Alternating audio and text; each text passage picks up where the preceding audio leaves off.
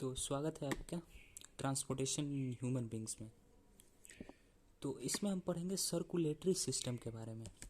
आप बोलिएगा circulatory system क्या होता है? नाम से पता चल रहा है ना, सर्कल यानी सर्कल का फॉर्म होना, यानी एक जगह से चले फिर उसी प्रोसेस, मतलब वो प्रोसेस बार बार होता है, सर्कुलेटरी सिस्टम। आप बोलिएगा सर्कुलेटरी सिस्टम में क्या क्या आता है? सर्कुलेटरी सिस्टम में लंग्स आता है, हार्ट आता है, ब्लड वेसल्स आते हैं, और इन तीनों को मिला के क्या बोलता है? Circulatory system. सर्कुलेटरी सिस्टम में हार्ट, लंग्स, ब्लड वेसल्स, इन तीनों को मिला के बनता है सर्कुलेटरी सिस्टम, यानी कि सर्कुलेट होता है। क्या मैंने आपको रेस्पिरेशन में समझाया कि ऑक्सीजन कहाँ आता है? ब्लड वेसल्स में, ब्लड वेसल्स में आता है। तो ब्लड वेसल्स के जरिए ऑक्सीजन एक एक सेल तक कैसे पहुंचता है? अब एल्वियोलाई में आ गया, खून में आ गया, इसका मतलब ऑक्सीजन सब जगह पहुंच गया? नहीं ना, दिमाग से लेके पैर से लेके ऑक्सीजन हर एक सेल में पहुंचना है, तो कैसे पहुंचेगा? वो ट्रांसपोर्टेशन होगा उसका, और ये हेल्प करता है कौन? Circulatory system. सर्कुलेटरी सिस्टम के हेल्प की वजह से ही ऑक्सीजन हमारे बॉडी के कोने कोने हिस्से में पहुंच पाता है, और ये हार्ट, लंग्स और ब्लड वेसल्स के हेल्प से होता है। देखिए, इतना आपको समझ में आया होगा। अब आगे सुनिए। ऑक्सीजन का ट्रांसपोर्टेशन कौन करता है? ब्लड। O2 का ट्रांसपोर्टेशन करता है ब्लड। ब्लड कहाँ किस में ट्रांसपोर्ट होता है? ब्लड वेसल्स में। ब्लड कहाँ जाता है? ब्लड वेसल्स में, नस, समझ रहा है ना, नस जिसमें सुइया दिया जाता है उसे ब्लड वेसल्स बोलते हैं। जिसमें इंजेक्शन दिया जाता है ना नस में, वही क्या है? Blood vessels. तो खून भी ऐसे थोड़ी बॉडी में फ्लो करता है, वो ब्लड वेसल्स में फ्लो करता है। यानी ब्लड कहाँ फ्लो करता है? ब्लड वेसल्स, इसीलिए नाम उसका पड़ा है ब्लड वेसल्स। ब्लड कहाँ फ्लो करता है? ब्लड वेसल्स, इसीलिए उसका नाम पड़ा है ब्लड वेसल्स। तो ऑक्सीजन को कैरी कौन करता है? ब्लड। ब्लड में क्या होता है आपका, बता सकते हैं? ब्लड में क्या होता है आपका? ब्लड में आपका हीमोग्लोबिन रेस्पिरेटरी पिगमेंट होता है। क्या होता है? हीमोग्लोबिन, समझ रहे हैं ना।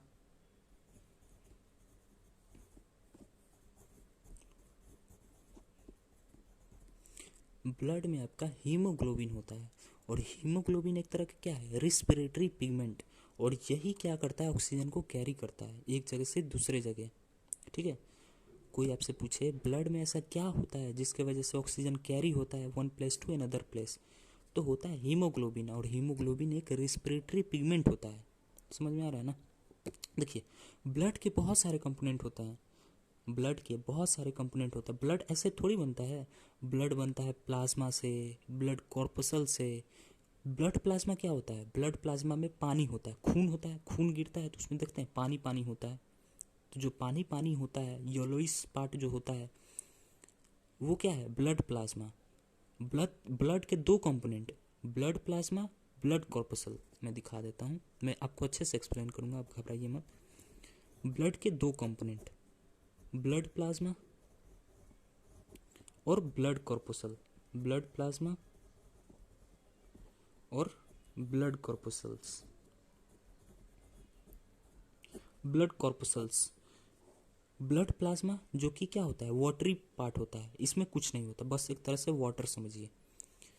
ब्लड कॉर्पसल्स में आता है WBC, आपने नाम सुना होगा, WBC, platelets, red blood sales. और रेड ब्लड सेल्स ही क्या करता है? ऑक्सीजन को कैरी करता है। रेड ब्लड सेल एक तरह का ब्लड कॉर्पसल है जो कि ऑक्सीजन को करता है। रेड ब्लड सेल में ऐसा क्या होता है? रेड ब्लड सेल में ही क्या होता है? हीमोग्लोबिन, और हीमोग्लोबिन ही क्या होता है आपका? Respiratory pigment. आप इसको पकड़ बना, समझे। ब्लड, ब्लड के दो component, blood plasma. Blood plasma से में कुछ नहीं देना है, लेना देना है, क्योंकि वो पानी वाला हिस्सा है। खून है तो खून में पानी भी तो होता है ना। ब्लड प्लाज्मा साइड करो। ब्लड कॉर्पसल कौन कौन से होते हैं? WBC, प्लेटलेट्स और red blood cells. Red blood cell ही क्या करते हैं? ऑक्सीजन को कैरी करते हैं। अब रेड ब्लड सेल में ऐसा क्या होता है? तो वही हीमोग्लोबिन ही होता है रेड ब्लड सेल्स में, और हीमोग्लोबिन ही क्या करता है? ऑक्सीजन को कैरी करने का काम करता है। अब प्लेटलेट्स का काम क्या होता है? तो प्लेटलेट सभी को पता है ब्लड को क्लॉट करने में हेल्प करता है। कहीं अगर आपके शरीर में कट लग गया, खून को रोकने का काम कौन करता है? प्लेटलेट्स। और डब्ल्यूबीसी का काम क्या होता है, यानी वाइट ब्लड सेल्स का हमारे बॉडी में काम क्या होता है? डिफेंस मैकेनिज्म, डिफेंस का काम होता है। अगर हमारे बॉडी में कोई इन्फेक्शन हो गया, कोई वायरल इन्फेक्शन है, कोई बैक्टीरियल इन्फेक्शन है या फंगल है, तो उस पर अटैक कौन करता है? डब्ल्यूबीसी, यानी डिफेंस मैकेनिज्म, यानी शरीर को इन्फेक्शन से बचाने का काम डब्ल्यूबीसी करता है। प्लेटलेट्स ब्लड को क्लॉट करता है और रेड ब्लड सेल ऑक्सीजन को कैरी करता है, और यही ब्लड कॉर्पोसल का काम है। समझे? तो ब्लड समझ में आ गया। ब्लड कहाँ कैरी करता है? ब्लड किस में कैरी करता है? ब्लड वेसल्स में। ठीक है, अच्छा, तो ब्लड वेसल्स में ब्लड फ्लो करती है। अब ब्लड वेसल्स भी तीन तरह के और बताता था। एक होता है आर्टरी, नाम तो सुना ही होगा। आर्टरी वो होते हैं जो ऑक्सीजन को कैरी करते हैं, यानी ऐसा ब्लड जो ऑक्सीजन को कैरी करता है उसे बोलते हैं ऑक्सीजनेटेड ब्लड। तो ऐसा ब्लड वेसल्स जो ऑक्सीजन को कैरी करता है उसे बोलते हैं ऑक्सीजनेटेड ब्लड। तो ऑक्सीजनेटेड ब्लड किस में जाता है? आर्टरी में। डीऑक्सीजनेटेड ब्लड, जिसमें ऑक्सीजन नहीं होता है, ऑक्सीजन होता है लेकिन ऑक्सीजन का बहुत कम मात्रा होता है, उसमें कार्बन डाइऑक्साइड का ज़्यादा मात्रा होता है। तो ऐसा ब्लड जिसमें ऑक्सीजन का मात्रा कम होता है उसे बोलते हैं डीऑक्सीजनेटेड ब्लड। और कैपिलरीज जो होता है, इनमें दोनों होता है, समझ रहे हैं ना? एक और अंतर देखिए, आर्टरी जो होता है वो क्या होता है बताइए? आर्टरी मोटा होता है। उससे पतला कौन होता है? वेन होता है। उससे पतला कौन होता है? कैपिलरीज। कैपिलरीज बहुत पतला होता है और वो नेटवर्क सा बना लेता है। धागा देखिए ना, धागा बहुत सारा ऐसे ऐसे ऐसे बहुत सारा धागा धागा धागा धागा धागा धागा की तरह, वो क्या होता है? कैपिलरीज, बहुत पतला। सबसे मोटा आर्टरी, उसके बाद वेन, उसके बाद कैपिलरी। ठीक है ना? ऑक्सीजनेटेड ब्लड कैरी कौन करता है? आर्टरी। डीऑक्सीजनेटेड ब्लड कौन कैरी करता है? वेन। और दोनों कौन कैरी करता है? कैपिलरीज, जो कि एक नेटवर्क होता है, बहुत पतला थिन सा। समझ रहे हैं ना? एक और डिफरेंस देखिए, ये मैं क्या बता रहा हूँ डिफरेंस आर्टरी, वेन और कैपिलरी में, ये लिखने को आ जाता है। जो वेन होता है उसमें क्या होता है? वेल्व प्रेजेंट होता है। क्या? वेल्व, बस इतना याद रखिए। जैसे कि ये ब्लड वेसल्स है ना, तो ब्लड वेसल्स में ऐसे द्वार की तरह होते हैं ताकि खून बैकवर्ड डायरेक्शन में फॉलो ना करे, क्योंकि वेन में प्रेशर कम होता है। प्रेशर कम होने की वजह से खून पीछे की तरफ जा सकता है, तो पीछे की नाक तरफ जाए तो ये गेट लग जाता है ताकि खून आगे की तरफ ही बढ़ता चला जाए। इतना आपको समझ में नहीं आया होगा, बस अगर एग्जाम में आपको दे आर्टरी वेन कैपिलरी में डिफरेंस निकालने के लिए, आर्टरी सबसे ज़्यादा मोटा होता है, सबसे पतला कैपिलरीज होता है, ये ऑक्सीजनेटेड ब्लड को कैरी करता है, ये डीऑक्सीजनेटेड ब्लड को कैरी करता है, ये दोनों को कैरी करता है। समझ रहे हैं ना? तो ये रहा। और वेल्व का भी हिस्सा बता दिया मैंने आपको। देखिए वेल्व होता क्या है ना, कि जैसे ये ब्लड वेसल्स है, ये भेन है, भेन, तो भेन में एक द्वार की तरह लगा होता है ताकि बैकवर्ड डायरेक्शन में ब्लड फ्लो ना करे, एक ही डायरेक्शन में ब्लड फ्लो करते चला जाए।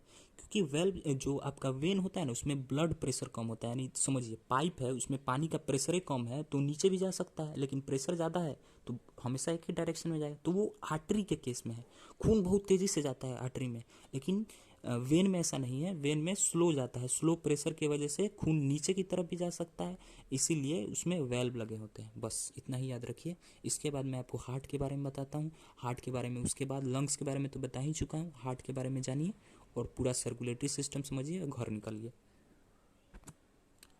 देखिए हार्ट के कितने चैम्बर होते हैं? 4। हार्ट किधर की तरफ होता है? लेफ्ट की तरफ, टिल्टेड लेफ्ट, मतलब थोड़ा सा लेफ्ट की तरफ होता है। ये अगर हमारा चेस्ट है तो चेस्ट के लेफ्ट की तरफ होता है हार्ट। पूरा लेफ्ट में मत घुस जाइएगा, थोड़ा सा लेफ्ट, बीचों बीच होता है, बस थोड़ा सा लेफ्ट में होता है। हार्ट के 4 चैम्बर।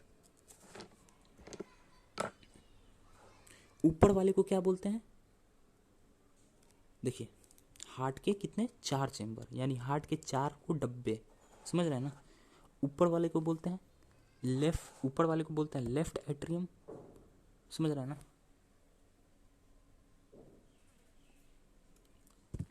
ऊपर वाले को बोलते हैं लेफ्ट। एक सेकंड रुकिए, जस्ट एक सेकंड, थोड़ा सा हाँ ठीक। तो मैं बता रहा था कि हार्ट के कितने चैम्बर? हार्ट के 4 चैम्बर। ठीक है, हार्ट के कितने चैम्बर? हार्ट के 4 चैम्बर। अब देखिए, अब सपोज कीजिए कि ये हमारा बॉडी है, तो ये क्या है, लेफ्ट की तरफ है, ये राइट की तरफ है। तो ऊपर वाला जो हो गया ये क्या हो गया, लेफ्ट एट्रियम।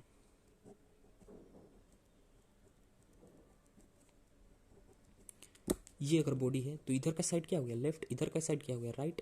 तो ऊपर वाला हो गया लेफ्ट एट्रियम, नीचे वाला हो गया लेफ्ट वेंटिकल, इधर क्या हो गया राइट एट्रियम, इधर क्या हो गया राइट वेंटिकल। यही 4 चैम्बर है, ठीक है। ये क्या है 4 चैम्बर। और इसके साथ कैसा कनेक्शन है हमारे लंग्स का वो हम डिस्कस करेंगे एनसीईआरटी बुक के साथ, ठीक है। अच्छा, तो ठीक है, मैं बता रहा था हार्ट के कितने 4 चैम्बर। ये समझिए कि इंसान खड़ा है और उसका हार्ट ऐसे है, ठीक है ना। तो इधर साइड क्या होगा लेफ्ट, इधर साइड क्या होगा राइट।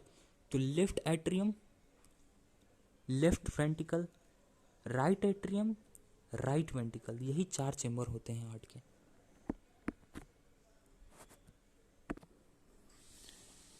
चलिए स्टार्ट करते हैं फिर। आप देखिए चीज़ों को कनेक्ट करके पढ़िएगा ना तो सब समझ में आएगा। चीज़ों को कनेक्ट करके अगर पढ़ा जाए, जैसे मैंने डाइजेशन पढ़ाया, कैसे कनेक्ट किया रिस्पिरेशन के साथ, अब मैं रिस्पिरेशन को कैसे कनेक्ट करूँगा सर्कुलेटरी के साथ। देखिए हार्ट है, ठीक है। हार्ट का 4 चैम्बर, ये क्या है, इधर साइड वाला लेफ्ट, इधर साइड वाला राइट। ये क्या है left atrium, left वेंटिकल, right atrium, right वेंटिकल। ये क्या है, ये आपका लंग्स है। बस उसको दिखा दिया, देखिए क्या लिखा है लंग्स कैपिलरी लिखा हुआ है ना, तो ये एक लंग्स है। अब देखिए जो लाल दिखाया गया है ना, ये ऑक्सीजनेटेड ब्लड के लिए, क्या है ऑक्सीजनेटेड ब्लड के लिए। तो अब क्या आया, लंग्स में ऑक्सीजन आ गया। अब लंग्स में ऑक्सीजन आया तो कहाँ जाएगा हार्ट में। हार्ट का काम क्या होता है, पंप करना। हार्ट का काम होता है पंप करके ऑक्सीजन हमारे पूरे बॉडी में ले जाना। अरे कोई तो मशीन होगा ना जो पूरे ऑक्सीजन को हमारे बॉडी में ट्रांसपोर्ट करता होगा, वो हार्ट का काम है। हमारे पूरे बॉडी के एक एक अंग तक, एक एक सेल तक ऑक्सीजन पहुंचाने का काम किसका होता है, हार्ट का। हार्ट ही क्या करता है, ब्लड को तेजी से पंप करता है, और पंप करने की वजह से ही ऑक्सीजन हमारे बॉडी के कोने कोने में पहुंच पाता है। तो ऑक्सीजनेटेड ब्लड को लेके कौन आया लंग से, पल्मनरी वेन। अब बोलिएगा वेन, अरे वेन तो डीऑक्सीजनेटेड ब्लड कैरी करता है ना, यहाँ एक्सेप्शन है। Pulmonary when oxygenated blood carry करता है, pulmonary when oxygenated blood carry करता है, और कहाँ लाता है लेफ्ट, कहाँ एट्रियम में, फिर वहाँ से कहाँ जाता है राइट एट्रियम में। यहाँ से आया लेफ्ट एट्रियम में, फिर कहाँ आया लेफ्ट वेंटिकल में, और फिर वहाँ से हार्ट तेजी से पंप किया, ठुक, तो कहाँ गया एरोटा में। इसे क्या बोलते हैं एरोटा। एरोटा से कहाँ गया पूरे बॉडी में, समझिए। देखिए लंग्स है, लंग्स से ऑक्सीजनेटेड ब्लड कौन लाया, पल्मनरी वेन। पल्मनरी वेन से कहाँ गया लेफ्ट एट्रियम, लेफ्ट एट्रियम से कहाँ गया लेफ्ट वेंट्रिकल, लेफ्ट वेंट्रिकल। अब हार्ट क्या, लेफ्ट वेंट्रिकल में ऑक्सीजनेटेड ब्लड गया, लेफ्ट एट्रियम में ऑक्सीजनेटेड ब्लड गया, हार्ट पंप किया, ठक पंप किया, तो कहाँ गया ओरोटा में। ये जो लाइन आ रहा है ये क्या है ओरोटा। ओरोटा से कहाँ गया पूरे बॉडी में ऑक्सीजन चला गया तेजी से एकदम। अब क्या होगा कि ऑक्सीजन तो पहुंचा दिए, अब हमें क्या लाना पड़ेगा CO2, कार्बन डाइऑक्साइड। तब क्या होगा कैपिलरीज के जरिए, फिर दिख रहा है ना, कैपिलरीज के जरिए फिर हमारे बॉडी ऑर्गन से, हमारे बॉडी से क्या आएगा, क्या आएगा कार्बन डाइऑक्साइड। किसके हेल्प से, वेन के हेल्प से। यहाँ गया था किसके हेल्प से, आर्टरी के हेल्प से। ऑक्सीजन किसके हेल्प से गया था, आर्टरी की हेल्प से। कार्बन डाइऑक्साइड किसके हेल्प से आएगा, वेन की हेल्प से। और कहाँ एंट्री मारेगा, वेना कावा में। वेना कावा के थ्रू, ये क्या है, ये जो है वेना कावा है, जो लाइन आ रही है ये क्या है वेना कावा। कहाँ आया राइट एट्रियम में, राइट एट्रियम से कहाँ गया राइट वेंटिकल में, और राइट वेंटिकल से कहाँ जाता है ब्लड, और फिर आपका पंप किया कौन हार्ट, ठक, तो कहाँ गया पल्मनरी आर्टरी में। ये ऐसा आर्टरी है जो कि डीऑक्सीजनेटेड ब्लड कैरी करता है, फिर ये कहाँ पहुंचा देता है लंग्स में, समझे। देखो बरार, मैंने क्या कहा, हार्ट का काम क्या होता है ब्लड को पंप करना, ऑक्सीजन को कोने कोने में पहुंचाना। अब तुम्हें पता चल गया कि ऑक्सीजन कहाँ गया लंग्स में। अब लंग्स से कहाँ जाता है, पल्मनरी वेन के जरिए जाता है लेफ्ट एट्रियम में, फिर लेफ्ट एट्रियम से जाता है लेफ्ट वेंटिकल में, हार्ट पंप किया तो कहाँ जाता है, ओरोटा में, ओरोटा से फिर आर्टरी के थ्रू पूरे ब्लड पूरे हमारे बॉडी में आ जाता है, और बॉडी में आ गया ऑक्सीजन, उसके बाद क्या आ जाता है, CO2। CO2 किसके हेल्प से, भेन के हेल्प से कहाँ गया, भेना कावा, भेन के हेल्प से कहाँ गया, भेना कावा, भेना कावा कहाँ एंट्री मारा, राइट एट्रियम में, राइट एट्रियम से कहाँ गया, राइट वेंटिकल में, फिर हार्ट मारा पुच से ना पंप, तो फिर कहाँ गया, CO2 कहाँ गया, डीऑक्सीनेटेड ब्लड कहाँ गया, पल्मोनरी आर्टरी में, और आर्टरी से फिर कहाँ चला गया, लंग्स में, फिर वहाँ पे एल्वियोलाई में एक्सचेंज ऑफ गैसेस, समझ रहा है ना, फिर वहाँ एल्वियोलाई जिसमें बताया था एयर सैक वाला बलून का छोटा छोटा रहता है, वहाँ एक्सचेंज ऑफ गैस हो जाता है, बस यही तो रहा कनेक्शन। इतना ही तो लिखना है कि सबसे पहले पल्मोनरी आर्टरी क्या किया, पल्मोनरी आर्टरी ऑक्सीजन कहाँ लाया, लेफ्ट एट्रियम में, फिर कहाँ लाया, लेफ्ट वेंटिकल में, फिर कहाँ गया, अरोटा में, फिर कहाँ गया, आर्टरी में, आर्टरी से पूरे बॉडी में, फिर बॉडी से बॉडी में पूरा ऑक्सीजन मिल गया, फिर वहाँ से CO2 कहाँ जाता है, भेन में, CO2 फिर कहाँ आता है, वेना कावा में, फिर वेना कावा से कहाँ आता है, राइट एट्रियम में, फिर राइट एट्रियम से राइट वेंटिकल में, राइट वेंटिकल से कहाँ, पल्मोनरी आर्टरी, और फिर लंग्स। यही रहा कनेक्शन, डैट इज, बस इतना ही तो करना था। आपको कनेक्शन समझ में आया होगा। आप ध्यान से मेरे बातों को समझिए, लिखने के फेर में मत रहिए, यहाँ जो मैं समझा रहा हूँ वो समझिए। हार्ट का काम है पुछ पुछ पुछ पुछ करना। 1 मिनट में कितना बार करता है, 72 बार। ये मैंने जनरल नॉलेज दे दिया है, ये काम में नहीं आएगा, वो एग्जाम में नहीं पूछता है। बस तो यही था आपका सर्कुलेटरी सिस्टम, मैंने सारा चीज़ कवर कर दिया है। इसके बाद एक छोटा सा टॉपिक आपके एनसीईआरटी में दिया है लिम्फ के बारे में। लिम्फ होता क्या है, ये एक तरह का इंटरस्टिशियल फ्लूइड होता है। आप कहिएगा बाप रे इंटरस्टिशियल फ्लूइड क्या होता है। देखिए ये 2 सेल है, सेल के बीच में क्या है, एक फ्लूइड। अरे भाई 2 सेल होगा उसके बीच में फ्लूइड तो हो सकता है ना, इसी को बोलते हैं इंटरस्टिशियल फ्लूइड, और इसी को बोलते हैं लिम्फ। अब लिम्फ किस में ट्रांसपोर्ट होता है, देखिए खून तो मैंने बता दिया किस में ट्रांसपोर्ट होता है, ब्लड वेसल्स में। लिम्फ किस में ट्रांसपोर्ट होता है, लिम्फेटिक सिस्टम में, यानी लिम्फ वेसल्स में।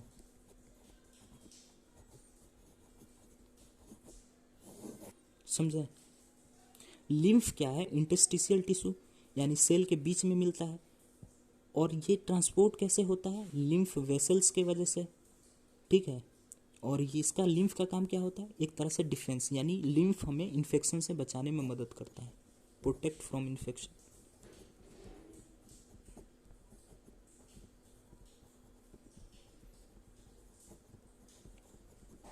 ये क्या करता है, हमें इन्फेक्शन से बचाता है, बस इससे ज़्यादा मत याद रखिए। अब तो हमने एनिमल में देख लिया कि कैसे ट्रांसपोर्टेशन होता है, अब देखेंगे कि ससुरा प्लांट में आखिर ट्रांसपोर्टेशन कैसे होता है, फूड का, वाटर का। तो देखिए प्लांट में क्या होता है, जाइलम, और क्या होता है, फ्लोएम। मैं जितना बता रहा हूँ उतना सुनिए, बाकी आपको सब समझ में आएगा, इतना काफ़ी है। देखिए जाइलम का काम क्या होता है, वाटर मिनरल का ट्रांसपोर्ट करना, पानी।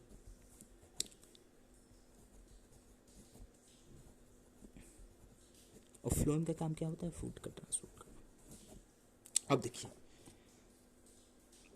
जो भी प्लांट्स हैं उनमें क्या होता है, जाइलम प्रेजेंट होता है। जाइलम एक तरह का वेसल्स होता है, ऐसे पाइप की तरह, समझ रहे हैं ना, पाइप है। जैसे कि आपने पेड़ को पानी दिया और उसमें एक तरह से पाइप लगा हुआ है, वो क्या करता है, जाइलम के थ्रू पानी को सोख लेता है, ठीक है। जाइलम के थ्रू पानी को क्या करता है, सोख लेता है। अच्छा समझ में आ रहा है आपको, हाँ। वो जाइलम क्या करता है, वाटर और मिनरल्स को ही क्या करता है, सिर्फ एब्जॉर्ब करता है। यानी वाटर मिनरल का ट्रांसपोर्टेशन कौन करता है, जाइलम करता है प्लांट में। अब उसी तरह फ्लोएम है, फ्लोएम क्या करता है, ऐसे ही ट्यूब की तरह ही बना होता है। जैसे पत्ता में खाना बना तो उसको जड़ भी, उसके उसके जड़ में भी तो चाहिए ना खाना जीने के लिए। फोटोसिंथेसिस कहाँ होता है, लीफ में होता है, सबको पता है। अब लीफ से फूड ट्रांसपोर्ट होगा ना, लीफ से फूड ट्रांसपोर्ट होगा, कहाँ जाएगा, रूट में न्यूट्रिशन देने के लिए। तो किसके हेल्प से होगा, फ्लोएम के हेल्प से। और ये फूड ट्रांसपोर्ट करता है प्लांट किस फॉर्म में, फ्रक्टोज के फॉर्म में, फ्रक्टोज के फॉर्म में। ठीक है। अच्छा, एक और चीज़ आपके बुक में दे रखा है, ट्रांसपीरेशन क्या होता है। देखिए, ट्रांसपीरेशन का मतलब होता है प्लांट जो होता है वाटर को रिलीज करता है अपने लीफ से। अब बोलिएगा भाई ये तो प्लांट वाटर एब्जॉर्ब कर रहा है फिर रिलीज काहे कर रहा है। देखिए, पानी के ट्रांसपोर्टेशन के लिए इतना आसान थोड़ी है कि पानी ट्रांसपोर्ट कर जाएगा उतना 100 फीट तक ऊंचा ऊंचा पेड़ है, कैसे चला जाएगा भाई एक ट्यूब के जरिए, सोच रहे हैं आप ना, कैसे चला जाएगा। तो प्लांट जो है, जो बड़े बड़े पेड़ होते हैं जैसे तार का पेड़ हो गया, नीम का पेड़ हो गया, इतने बड़े बड़े प्लांट जड़ से कैसे वो पानी सोख लेगा भाई, नहीं ना सोख पाएगा। तो एक फिनोमेना करता है ट्रांसपीरेशन, वो अपने पत्तों से क्या करता है, पानी को रिलीज करता है वेपर बना के। कहाँ से रिलीज करता है, स्टोमाटा से। अब पानी को भाप बना के उड़ाता है, तो पत्ता में क्या होता है, लो प्रेशर क्रिएट हो जाता है। आपको तो मैंने पहले ही बताया, जहाँ लो प्रेशर क्रिएट होगा वहाँ हाई प्रेशर लो प्रेशर की तरफ जाएगा। तो वहाँ लो प्रेशर क्रिएट होने की वजह से पानी नीचे से ऊपर तक चला जाता है उतना बड़ा बड़ा पेड़वा में, समझ रहे हैं ना। तो यही है ट्रांसपीरेशन, और कुछ नहीं है। बस इतना ही याद रखिए कि बड़े बड़े पेड़ जो होते हैं एक मैकेनिज्म करते हैं, एक तरीका अपनाते हैं जिससे उनके पत्तों तक पानी पहुंच सके, और वही प्रोसेस है ट्रांसपीरेशन। पानी को भाप बना के उड़ाते हैं ताकि पत्तों में लो प्रेशर बने और पानी ऊपर की तरफ चढ़ जाए। छोटा पेड़ हो तो चल जाएगा, ट्रांसपीरेशन की ज़रूरत नहीं है, लेकिन बड़े बड़े पेड़ में ट्रांसपीरेशन की ज़रूरत है, तभी पानी जड़ से कहाँ उनके पत्तों तक पहुंच पाएगा। भाप बनने से लो प्रेशर क्रिएट होता है पत्तों में और पानी ऊपर से पानी नीचे से ऊपर की तरफ चला जाता है। तो यही था transportation in plant. I hope आपको समझ में आया होगा। नेक्स्ट हम एक्सक्रिएशन पढ़ेंगे।